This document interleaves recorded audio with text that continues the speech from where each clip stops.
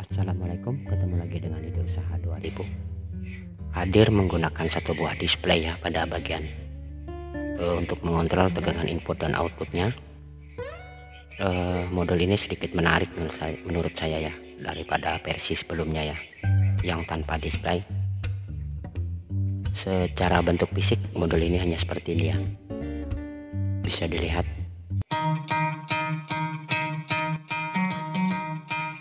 Terdiri dari satu buah ya, XL6009 ya, sebagai IC utama dari modul ini. Di sini juga ada satu buah tripod 103 ya, atau 10 kilo ohm sebagai pengatur tegangan outputnya ya.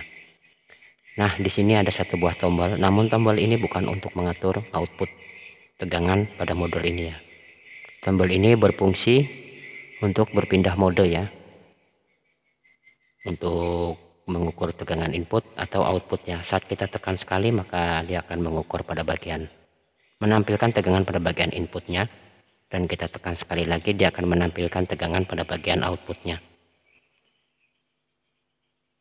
Pada LED ini juga sudah tertulis ya, in dan out. Saat mode out maka LED sebelah kanan akan menyala, dan pada mode in LED sebelah kiri akan menyala. Nah, secara bentuk fisik mungkin itu saja ya.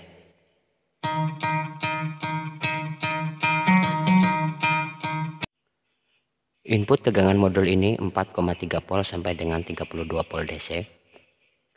Dengan output tegangan 5 volt sampai dengan 52 volt DC. Dengan arus maksimum 4 ampere ya. Efisiensinya 94%. Bekerja di frekuensi 400 kHz. Modul ini memiliki ripple tegangan ya sebesar 50 mV. Suhu kerja dari modul ini 40 sampai dengan 85 derajat Celcius ya, lumayan panas. Nah, langsung saja ya akan kita uji untuk modul ini ya.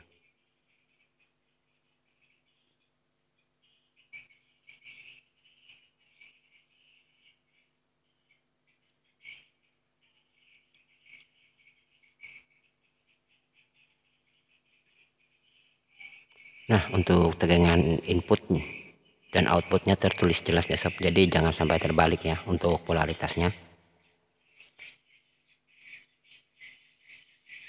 Di sini saya akan memberi tegangan sebesar 5 volt terlebih dahulu ya, untuk menguji modul ini. Oke, ini adalah 5 volt pada bagian tegangan outputnya ya.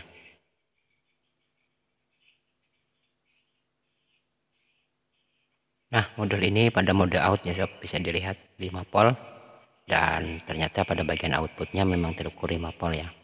Kemudian kita tekan ya untuk berpindah di mode input tegangan ya. Nah, untuk input tegangannya kurang lebih ya 5 volt.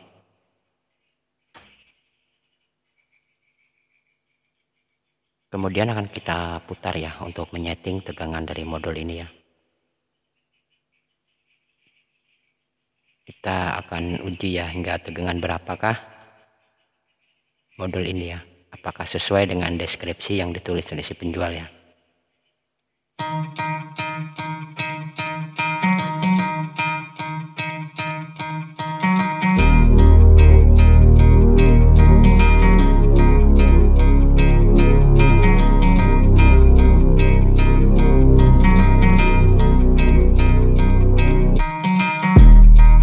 Nah, di tegangan 5 volt ternyata modul ini hanya mengeluarkan tegangan sebesar 40 volt ya. Bisa dilihat masih di tegangan 5 volt. Nah, sekarang akan kita naikkan ke tegangan 12 volt ya.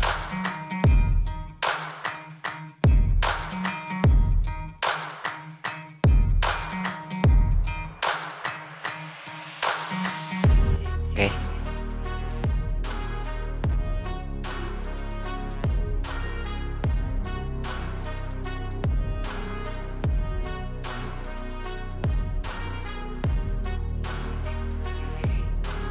Dan bisa dilihat ya sob, ternyata tegangan outputnya hanya 40 volt ya, bukan 50 volt. Nah, pada modul-modul seperti ini ya yang perlu diperhatikan ya sob.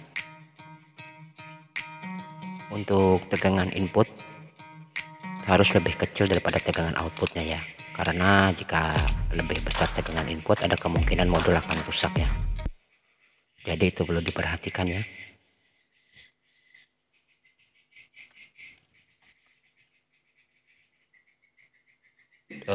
Untuk penggunaan modul seperti ini kita juga harus menghitung ya penggunaan arus dan daya ya, atau arus dan voltase ya. Kita harus menghitungnya ya agar modul seperti ini tidak rusak ya, karena over current ya atau arus berlebih yang kita gunakan ya, sehingga modul seperti ini akan rusak. Nah, modul ini saya dapatkan di kisaran harga 30 ribuan. Jika sobat tertarik ya silahkan klik linknya, akan saya sertakan di deskripsi video ini. Mungkin itu saja yang bisa saya bagikan. Untuk pengujian lebih lanjut ya mungkin next video akan kita bahas lagi. Assalamualaikum warahmatullahi wabarakatuh.